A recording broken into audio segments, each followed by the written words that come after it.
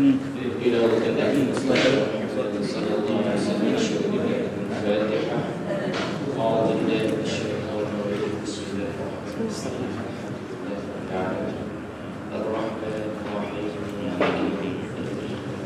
إياك نعبد وإياك نستعين صراط الذين أنعمت عليهم غير المغضوب عليهم.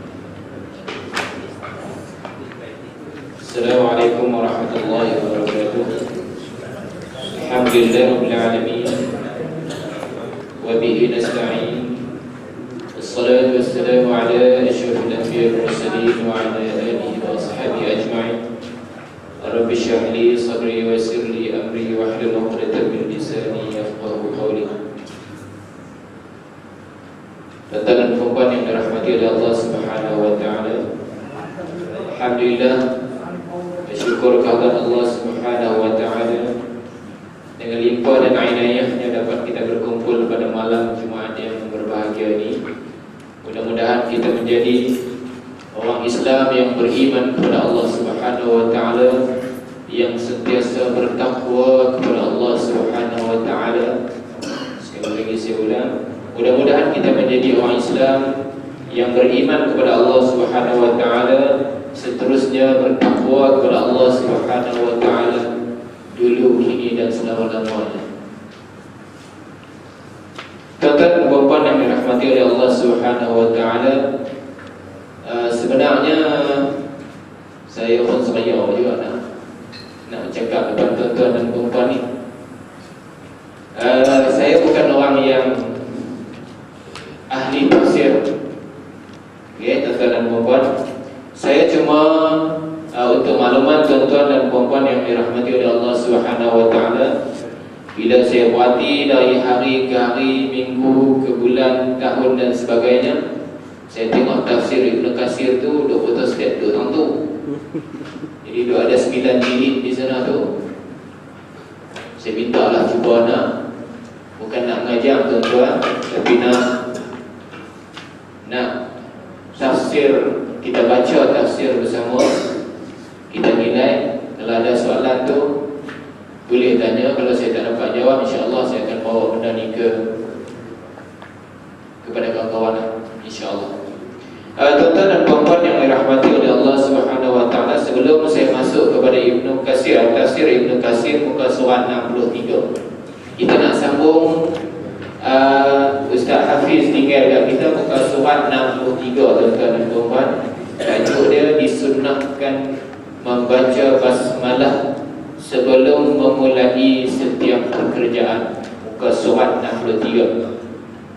Sebelum saya masuk ke muka surat 63 itu, tuan-tuan dan puan-puan yang dirahmati oleh Allah Subhanahu wa taala, kalau sebelum ini kita dah mengaji dekat Ustaz Ahmad Razif, Ustaz apa ismnya? Ustaz Ahmad. Beliau telah menjelaskan kepada kita berkaitan dengan ilmu. Seperti mana hadis Nabi sallallahu alaihi wasallam menjelaskan kepada kita, qala Rasulullah sallallahu alaihi wasallam, hadis Nabi yang berbunyi, talabul ilmi fariidatun ala kulli muslimin wa muslimatin. Menuntut ilmu itu adalah wajib ke atas tiap-tiap orang Islam, dan orang Islam lelaki dan orang Islam perempuan. Jadi maknanya menuntut ilmu ni wajib ke atas tiap-tiap orang Islam.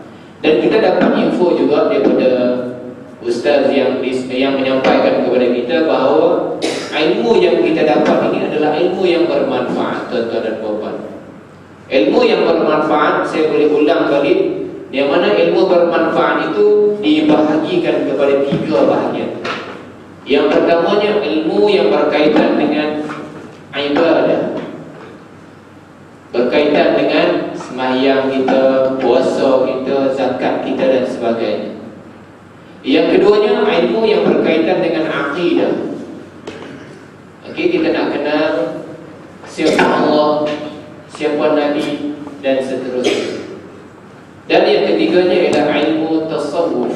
Ilmu tasawuf ini ialah ilmu yang berkaitan dengan ilmu yang berkaitan dengan dalaman, yang mana hubungan manusia dengan Allah, hubungan manusia dengan manusia.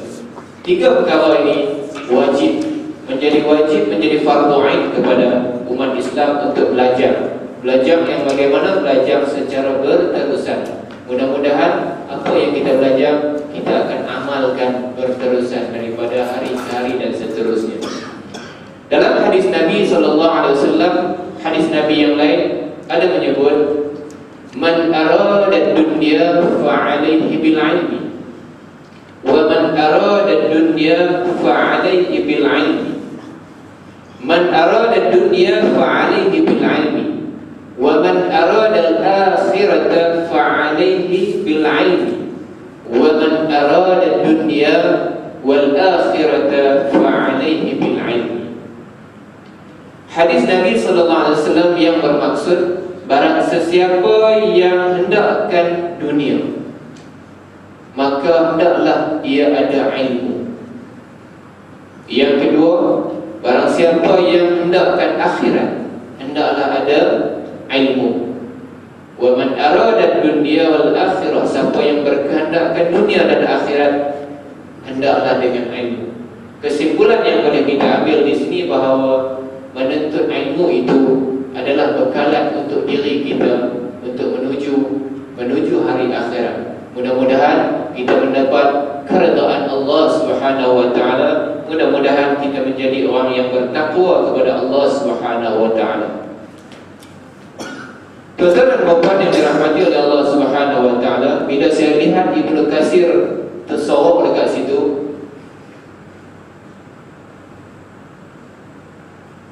tak dibaca dan sebagainya. Bila saya lihat balik hadis Nabi SAW yang lain menyebut bahawa 4 perkara yang dibimbangi oleh Nabi SAW.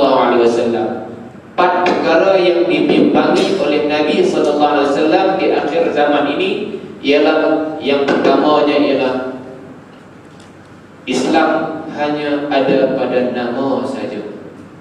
Kadang-kadang orang mengaku sebagai seorang Islam, tetapi orang Islam itu belum tentu lagi beriman kepada Allah Subhanahu wa taala. Tuan-tuan dan puan-puan, betapa ramainya orang Islam mengaku orang Islam, belum tentu dia beriman dan belum tentu dia orang yang bertakwa kepada Allah Subhanahu wa taala.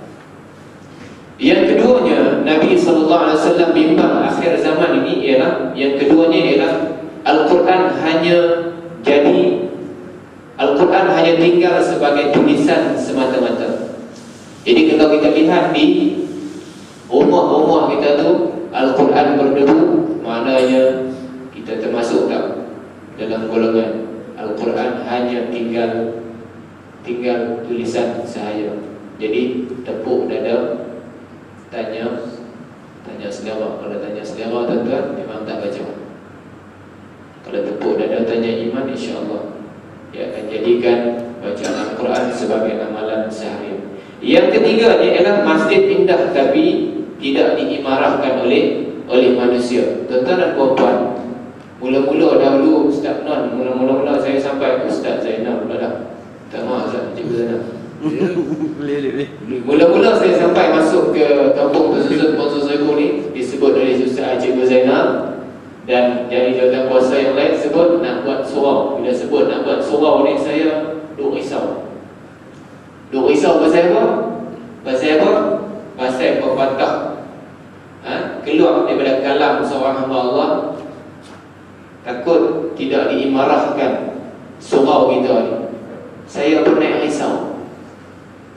Bila dah tertubuhnya surau, terbinanya surau, kita orang kata surau 3 kali raya lah. 3 kali raya lah. Alhamdulillah, saya syukur kepada Allah Subhanahu wa taala. Saya berterima kasih kepada Allah Subhanahu wa taala. Alhamdulillah, ramai yang mengimarahkan surau kita. Okay, kita tak kira masjid lah, kita kira teka surau di kampung kita ni. Tak main ni, tak main juga lah. Buat macam mana? Tak buatlah majlis apa pun, dia tak akan main. Dan yang keempatnya ialah Nabi bimbang ulama ataupun agamawan yang mencari kesenangan dunia. Jadi saya sebagai hamba Allah yang beriman kepada Allah Subhanahu wa taala terpanggil untuk membaca bukan mentafsir tuan-tuan, membaca tafsir Ibnu Katsir.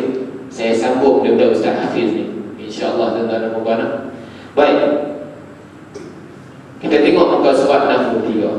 Sebelum masuk muka surat 63 tu, sebelum baca surah Fatihah tu, saya duk cadang-cadang bincang dengan orang rumah saya. Duk cadang-cadang nak suruh baca seorang-seorang surah Fatihah. Dia kata tak salah. Okey, sebelum kita masuk surah Fatihah, asas untuk membaca Al-Quran ini bukan nak sedap tuan-tuan dan puan. Asas untuk membaca Al-Quran ini, cara yang betulnya ialah huruf hijaiyah. Huruf hijaiyah ni alif sampai ya. Alif, ba, ta sampai ya. Cara sebutan yang betulnya, kita kadang-kadang kita hak yang sebelah selatannya dia baca e, be, te, seja. Kalau belah utara, belah Kedah, belah Perlis, dia baca baku sangat pula dah. Dia baca a, ba, ta, sa. Untuk membaca Al-Quran, huruf hijaiyah ni penting sangat-sangat tuan-tuan dan puan-puan. Sebutannya mestilah jelas, mestilah betul, mestilah elok sebutannya. Dia bermula daripada huruf alif. Saya baca dulu tuan-tuan. Kita tuan ikut saya. Kita mula balik macam darjah 1, 2, berapa semua. Bukan apa, saya nak bagi jelas, nak bagi sebutannya betul. Bila sebutan alif sampai ya, maknanya surah Al-Fatihah kita insya-Allah akan betul.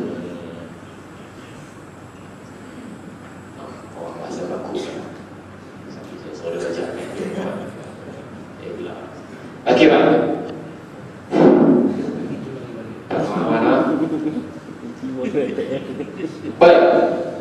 Huruf hijaiyah ni, dia sebut macam ni. Bahasa Arabnya dia sebut alif,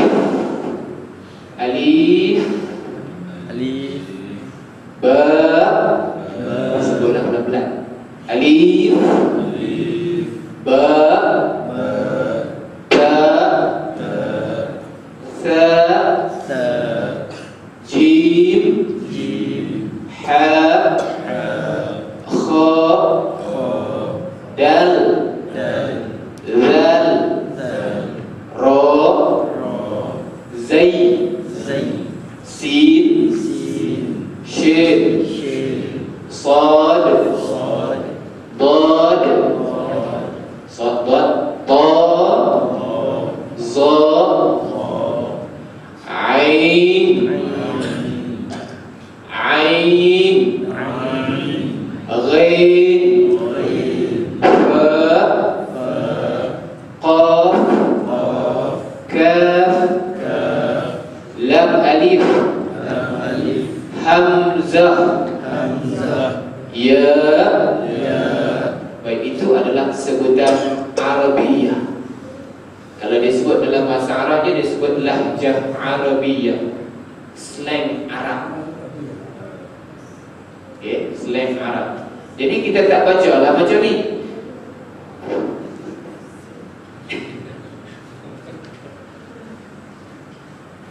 Baik, dalam sebutan surah Al-Fatihah ni dia ada dua cara bacaan. Bacaan waqaf.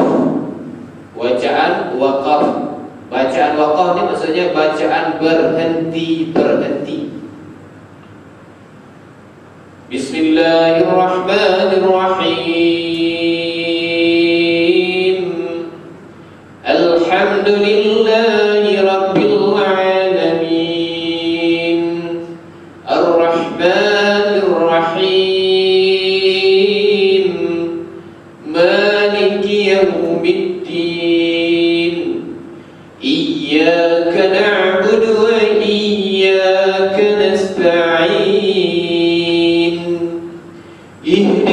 الصراط المستقيم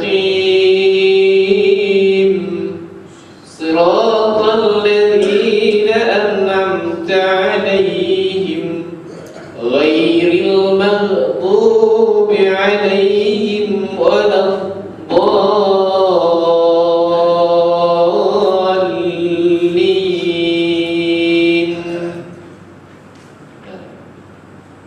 Itu sebutan bonti-bonti. Sebutan bacaan wasol semua sekali, sambung semua sekali. Bismillahirrahmanirrahim.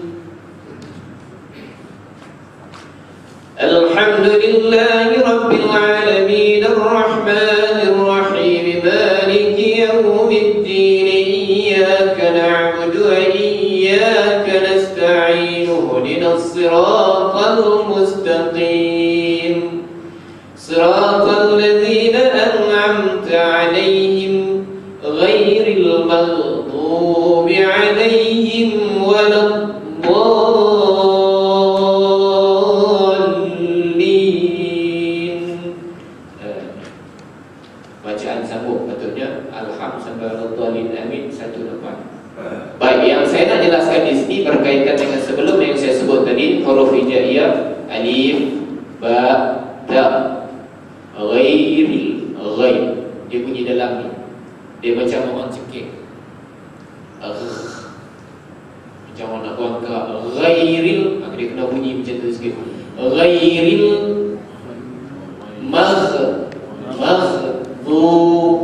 dhan ni di sini. Tubi alaihim walad.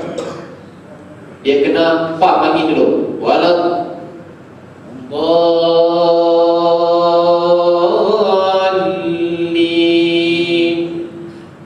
Baru bacaan dia betul. Selalunya orang bertukar alhamdu, ha, jim, ha, alhamdu. Orang akan baca alhamdu. Tapi bacaan dia betul alhamdu. Ihdinas sirat, bukan Kadang-kadang orang baca ihdinas siratal mustaqim ghairil maghdub. Dhad dia ganti dengan dal. Itu sebutan asasnya ialah huruf hijaiyah.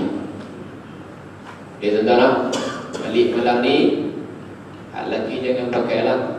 Orang perempuan pakai budak sejuk tepek pergi penuh muka, duduk depan suami, sebut alif, ba, sampai ya.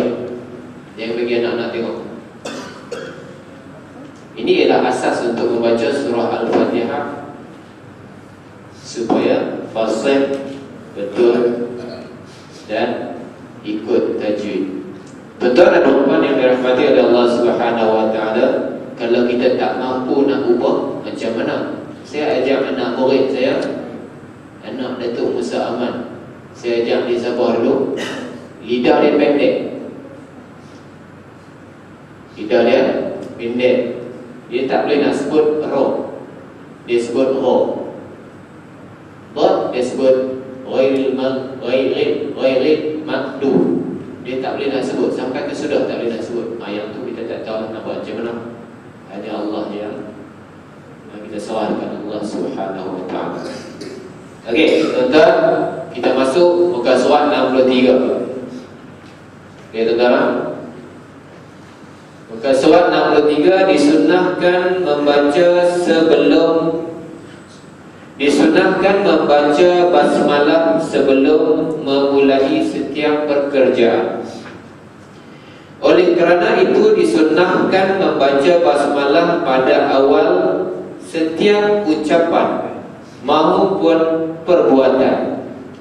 Disunahkan juga membacanya pada awal khutbah berdasarkan dalil yang ada, dan juga disunahkan membacanya sebelum masuk ke kamar kecil bilik ayam berdasarkan hadis dalam masalah itu. Dia bagi rujukan di sini. Demikian juga sebelum berwudu berdasarkan hadis dalam Musnad Al-Imam Ahmad, dan juga kitab Sunan daripada riwayat Abu Hurairah, Sa'id bin Zaid bin Abu Sa'id radhiyallahu an, secara marfu' Rasulullah sallallahu alaihi wasallam bersabda, la wudu'a liman lam yazkur ismallahi alaihi, yang bermaksud tidak sempurna wudu bagi orang yang tidak menyebut nama Allah, mengucapkan basmalah padanya. Hadis hasan. Tuan-tuan dan puan yang dirahmati oleh Allah Subhanahu wa taala, dijelaskan kepada kita kalau kita nak mulakan setiap pekerjaan kita, apa pekerjaan pun, mulalah dengan basmalah ataupun bismillahirrahmanirrahim. Kita nak buka Quran, bismillah. Kita sebelum ambil wudu, kita baca bismillah. Baca khutbah, bismillah. Ini dianjurkan, disunnahkan oleh Nabi sallallahu alaihi wasallam. Saya tak ingat lagu dia macam mana. Lagu Mahir Zain, apa lagu siapa? Saya tak ingat. Dia sebut bismillah, bismillah. Before we eat, we say bismillah. Before we read and before we write, we say bismillah. Jadi dia nak highlightkan kepada kita, dia nak syorkan kepada kita supaya sentiasa membaca basmalah ataupun bismillahirrahmanirrahim. Dah sambung tuan-tuan. Soalan 64. Demikian pula disunnahkan membacanya sebelum makan. Sebelum makan, berdasarkan hadis dalam Sahih Muslim bahawa Rasulullah sallallahu alaihi wasallam pernah bersabda kepada anak tiri beliau, Umar bin Abi Salamah, "Qul," Nabi kata, "Qul bismillah wa qul bi yaminika wa qul mimma yalika." Yang bermaksud, ucapkanlah bismillah, makanlah dengan tangan kananmu, dan makanlah makanan yang dekat darimu.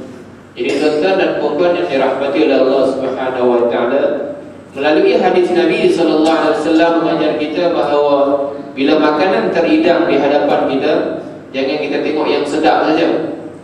Okey, kita mulakan bismillah, bismillahirrahmanirrahim. Baca doa, Allahumma barik lana fima razaqtana wa qina azabannar. Berkatilah makanan yang ada di depan kita ni. Kemudian kalau boleh diikuti dengan Pak Mentua, arwah Pak Mentua saya dia kata, bacalah ayat ini. So, mudah-mudahan selepas kita membaca doa makan, kita baca bismillah, kita baca doa makan, sambunglah dengan ayat. Saya tak ingat ayat surah apa, ayat apa. Bismillahilladzi la yadurru ma'asmihi syai'un fil ardi wa la fis sama' wa huwas sami'ul alim. Bacalah, sambunglah ayat ini, ayat Quran. Mudah-mudahan dengan kita baca doa makan, kita baca Bismillahilladzi la yadurru ma'asmihi syai'un fil ardi wa la fis sama' wa huwas sami'ul alim ni. Okey, orang nak sihirkan kita, orang nak santaukan kita, insya-Allah Allah akan pelihara. Bismillahillah, dengan nama Allah, la yadur, tidak akan memudaratkan kalau Allah tak izinkan. Kemudian sambunglah dengan ayat apa-apa lagi. Bismillahi tawakkaltu 'ala Allah, ataupun Bismillahi 'ala barakatillah. Mudah-mudahan makanan yang kita makan itu makan makanan yang halal, makanan yang berkat, halalan thayyibah. Sambung. Meski demikian, sebagai ulama ada yang mewajibkannya. Disunahkan juga membaca kitab, disunahkan juga membacanya ketika hendak berjima', berhubungan badan. Saya semua. Jadi dengan membaca doa sebelum berjima', Allah majannibna syaitan ajannibna syaitan ma razaqtana. Kita baca doa tu, mudah-mudahan Allah jauhkan daripada dia kita jika nak bersama dengan isteri. Yang ni pun Nabi SAW ajak kita sampai teratur. Nak masuk bilik ayam pun ajak, nak masuk tandas pun ajak, nak baca sebelum makan pun ajak dan sebagainya. Betapa cantiknya Islam. Bersambung ya.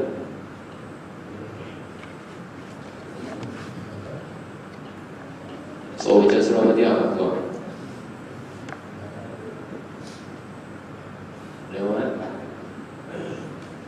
Okey, kita tengok muka surat 65. Saya tak mau baca muka surat 64. Kata-kata apakah yang seolah-olah dihilangkan sebelum atau sesudah lafaz Bismillah dengan menyebut nama Allah. Kalau saya baca yang tu, tuan-tuan pening, saya lagi pening. Sebab yang tu banyak kepada istilah-istilah, banyak kepada nahwu Arab. Nahwu Arab ni pasal apa baca hu,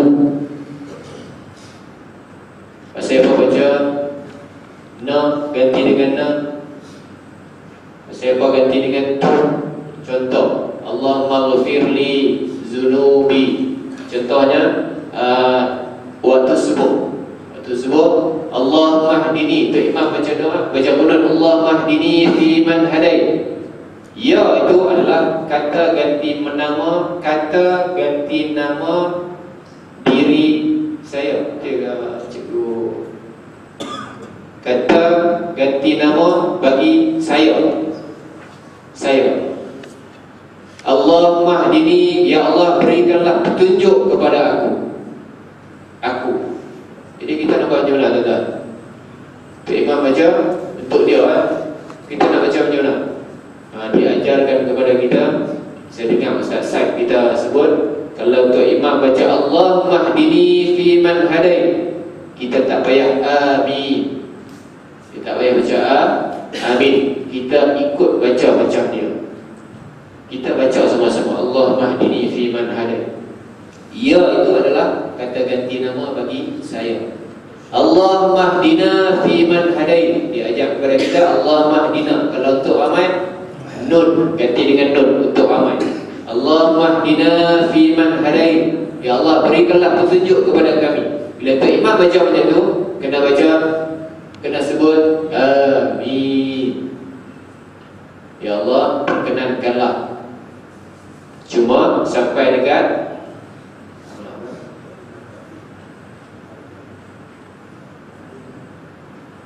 fa innaka taqdi. Allahumma hdina fi man hadait, wa afina fi man afait, wa tawallana fi man tawallait, wa barik lana fi ma a'tait, wa qina bi rahmatika syarra ma qadait, fa innaka taqdi wa la yuqda 'alaik. Tu baru kita sama-sama baca. Fa innaka taqdi wa la yuqda 'alaik sampai habis. Okey, yang ni pun sama juga. Pasal apa dia ganti dengan ha, pasal apa dia ganti dengan hu, pasal apa dia ganti dengan ya dengan nun. Tu saya tengok lagi. Tentang pening saya lagi pening. Baik, kita tengok muka surat 65. Makna lafzul jalalah ataupun perkataan Allah. Kadang-kadang sebutan Allah ni kadang-kadang ada orang tak boleh nak sebut. Allah, Allahu Allah, Allahu Allah, ya ilaha illallah, Allah ditebai sikit. Pada sebab dia ada tanda, dia panggil apa? Lah kedah dia panggil apa? Syaddah. Kalau di sini dia panggil apa? Alif lam sabdu di atas, al lam di atas, lam ha depan hu, Allah. Itu eja di sini. Alif lam syaddah, eja rupa lah. Okey, itu lafzul jalalah ataupun perkataan Allah. Allah merupakan nama untuk Rabb. Tabaraka wa ta'ala, dikatakan bahawa Allah adalah Al-Ismul Azim, nama yang paling agung, kerana nama itu menyandang semua sifat. Sebagaimana Allah Subhanahu wa taala berfirman di dalam surah Al-Hasy ayat 22 hingga 24 yang berbunyi, Wallahu alladhi la ilaha illa huwa alimul ghaibi wasyahadati warrahmanur rahim. Wallahu alladhi la ilaha illa huwal malikul quddusus salamul mu'minul muhaiminul azizul jabbarul mutakabbir. Subhanallahi amma yushrikun. Wallahul khaliqul bari'ul musawwir lahul asmaul husna. Yusabbihu lahu ma fis samawati wal ardh wa huwal azizul hakim. Surah Al-Azim, surah Al-Hasy ayat 22 hingga ayat 24, yang mana Allah Subhanahu wa taala menjelaskan kepada kita yang bermaksud dialah Allah yang tidak ada illah, yang berhak diibadahi dengan benar selain Dia. Jadi maknanya ayat di sini sebut kepada kita bahawa hanya kepada Allah sahaja berhak kita sembah. Tuan-tuan dan puan-puan, hanya Allah sahaja yang berhak kita sembah. Saya nak bagi situasi kepada tuan-tuan dan puan-puan yang dirahmati oleh Allah Subhanahu wa taala berkaitan dengan ayat yang mula-mula saya sebutkan tadi. Dialah Allah yang tidak ada illah, yang berhak diibadahi dengan benar selain Dia. Jadi maknanya Allah tempat kita sembah, Allah berhak kita sembah, bukan selain dia. Jangan kita sembah benda yang lain. Tetapi dalam masyarakat kita berlaku, tuan-tuan dan puan-puan. Okey, macam mana berlaku? Baik, contoh yang pertama sekali ialah semua orang Islam percaya Allah Subhanahu wa taala ada, Allah Subhanahu wa taala berhak disembah, Allah Subhanahu wa taala wajib kita imani Dia ada dan sebagainya. Allah sempurna segala-galanya. Semua orang percaya. Tetapi apabila dalam situasi yang berlaku sedemikian rupa, contohnya sakit. Kadang-kadang kita pergi jumpa, kata penyembuh Tok Bomoh. Dia ada dua, Tok Bomoh dengan Tok Bomah. Tok Bomoh yang ada mengamalkan perbuatan Islam, alhamdulillah, selamat kita. Jadi maknanya dalam diri kita, kita tak mau kita ni termasuk di dalam golongan orang-orang yang dianggap sebagai orang yang syirik kepada Allah Subhanahu wa taala. Syirik ni tuan-tuan dan puan-puan, dia ada dua. Syirik yang jelas, syirik yang nyata, dan syirik yang tersembunyi. Yang kita tahu tak apa? Takut kita tak tahu. Rupa-rupanya kita telah melakukan satu dosa yang dianggap dosa yang paling besar, yang mana Allah tidak akan ampunkan dosa kita apabila kita melakukan syirik kepada Allah Subhanahu wa taala, kecuali dengan bertaubat atau bertaubat nasuha. Sambung. Yang mengetahui yang ghaib dan yang nyata, Dialah yang Maha Pemurah lagi Maha Penyayang. Dialah Allah yang tidak ada illah, yang berhak diibadahi dengan benar selain Dia. Raja yang Maha Suci, yang Maha Sejahtera, yang memurniakan keamanan, yang Maha memelihara, yang Maha Perkasa, yang Maha Kuasa, yang Maha memiliki segala keagungan. Maha suci Allah dari apa yang mereka persekutukan. Jadi yang saya sebut tadi ialah menyekutukan Allah Subhanahu wa taala. Syirik ialah menyekutukan Allah. Dalam masa yang sama kita percaya Allah ada, dalam masa yang sama kita percaya dekat Tok Bomo. Tok Bomo kata, Ahmad, balik ni ambil benda ni kena pakai. Kalau tak pakai tangkai ni boleh memudaratkan diri kita. Jadi kita percaya dekat Allah ke kita percaya dekat tangkai? Kalau kita pakai tangkai tu, kita pakai tangkai dekat pinggang, dekat tangan ke, dekat tengkuk ke, kat mana-mana lah. Bila kita pakai, kebetulan tuan-tuan dan puan, kebetulan sakit kita itu sembuh. Sakit kita sembuh, kita pun keluar kalam daripada mulut kita. Oh, Tok Bomo tu first class, Tok Bomo tu bagus, Tok Bomo tu cantik, dia boleh bagi tangkai ke aku, sembuh penyakit aku. Jadi dia tidak bersandarkan kepada Allah Subhanahu wa ta'ala. Jadi maknanya orang ini menyekutukan Allah Subhanahu wa ta'ala, menduakan Allah Subhanahu wa ta'ala, atau lebih jelas sekali kita sebut syirik kepada Allah Subhanahu wa ta'ala. Mudah-mudahan kita tak termasuk dalam golongan tersebut. Dalam ayat yang saya sebut tadi juga, dia sebut tentang perkara-perkara ghaib. Perkara-perkara ghaib. Maknanya orang Islam, sebagai orang Islam yang beriman, percaya dengan rukun Islam, percaya dengan rukun iman, dia wajib percaya kepada perkara-perkara ghaib. Perkara ghaib ni contohnya dosa. Kita nampak tak tuan-tuan? Dosa. Orang buat dosa, tak nampak. Pahala, tak nampak apa. Okay? Mati, tak tahu macam mana.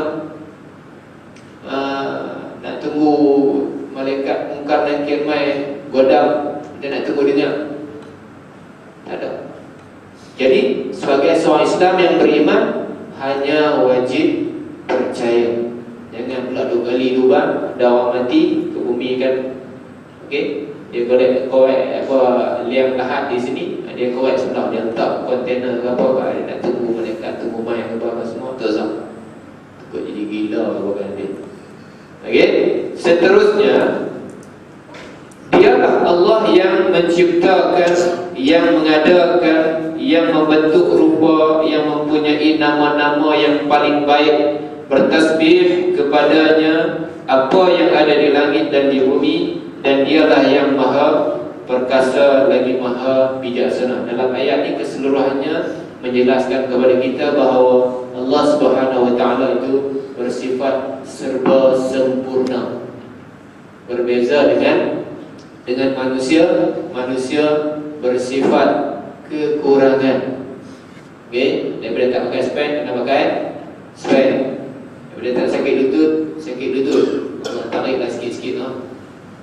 Daripada duduk tengah-tengah, dia cari tiang.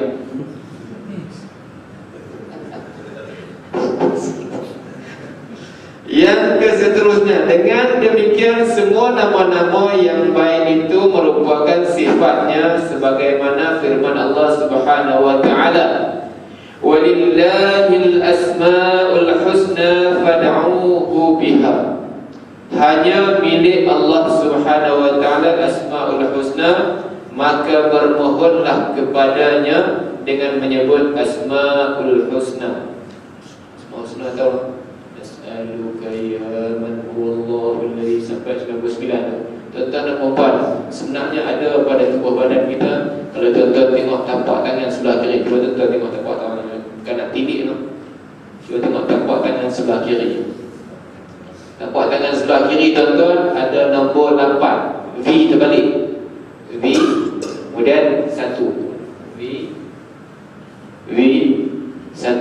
Itu huruf Arab 81. Okey, sorry,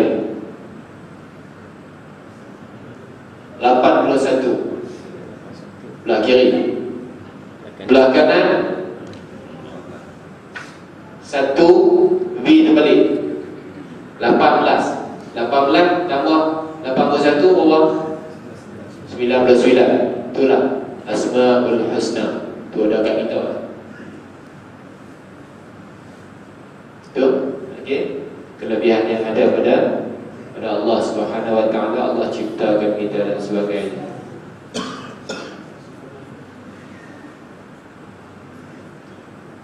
Dalam kitab Sahih Al-Bukhari dan Sahih Muslim diriwayatkan sebuah hadis daripada Abu Hurairah radhiyallahu anhu bahawa Rasulullah sallallahu alaihi wasallam bersabda, "Inna lillahi tis'atan wa tis'ina isman mi'atan illa wahidan man ahsaha dakhala al-jannah." Yang bermaksud Nabi SAW menyebut sesungguhnya Allah memiliki 99 nama 100 kurang 1. Barang siapa menjaganya, nescaya ia masuk syurga. Jadi sentiasalah kita sebut sambil-sambil bawa kita tu, nas'aluka ya man huwa Allahul ladzi la ilaha illa huwar rahmanur rahim sampai ila akhir. Apa Nabi janji dengan kita? Nabi janji dengan kita bahawa orang yang sentiasa menjaga nama-nama Allah, Asmaul Husna ini, insya-Allah dia tidak akan dimasukkan ke dalam neraka. Tapi janji Nabi sallallahu alaihi wasallam, orang itu akan dimasukkan ke dalam syurga Allah Subhanahu wa taala. Bunyilah. Jadi, tuan-tuan dan puan, saya rasa saya berhenti tengah dulu. Kita akan sambung. Okey, akan datang muka surat 67, tafsir Ar-Rahman Ar-Rahim. Kita dah baca Bismillah, Bismi Allah, Basmalah, dan kita nak tafsirkan Ar-Rahman Ar-Rahim. Okey, kita sambung minggu yang akan datang. Boleh ke tuan-tuan? Ya, gimana? Mudah-mudahan apa yang saya sampaikan, ilmu yang sedikit ini saya sampaikan, mudah-mudahan menjadi dapat manfaat kepada kita, anak-anak kita dan sebagainya, insya-Allah. Bismillahirrahmanirrahim. Alhamdulillahirabbil alamin. Hamdan syakirin wal 'aqibatu lil muttaqin wassalatu wassalamu ala rasulina Muhammadin wa ala alihi wa sahbihi ajma'in. Allahumma zayyinna bi zinatil Qur'an wa akrimna bi karamatil Qur'an wa syarrifna bi syarafatil Qur'an wa albisna bi khil'atil Qur'an wa adkhilna al-jannata bi syafa'atil Qur'an wa afina min kulli bala'id dunya wa 'azabil akhirah bi hurmatil Qur'an. Allahumma ij'alil